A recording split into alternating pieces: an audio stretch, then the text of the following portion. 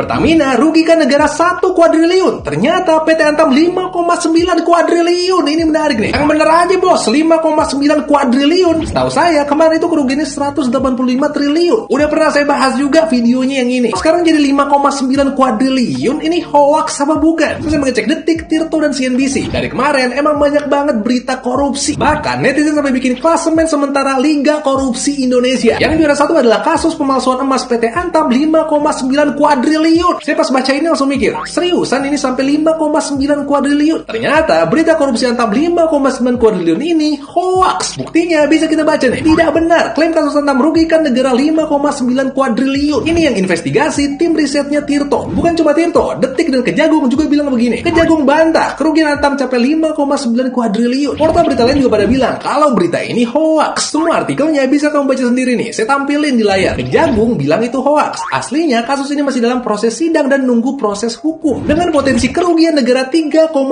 triliun. Kita baca nih di artikel ini, 3,3 triliun. Bukan 185 triliun, bukan 5,9 kuadriliun, tapi 3,3 triliun. Ini semua data dari artikel berita ini. Sekarang pertanyaannya, siapa nih yang bikin hoax 5,9 kuadriliun? Dan kenapa ada hoax ini? Masa iya ada yang mau jadiin ini pengalihan isu? Nggak mungkin lah, nggak mungkin. Intinya, korupsi itu sampah. Menurut saya, semua koruptor itu dimiskinkan aja kalau bisa. Tapi jangan sampai angka korupsinya dilebih-lebihkan juga. Pinter-pinter aja ngefilter berita, mana yang bener, mana yang hoax. Menurut kamu gimana? Saya mau denger pendapat kamu.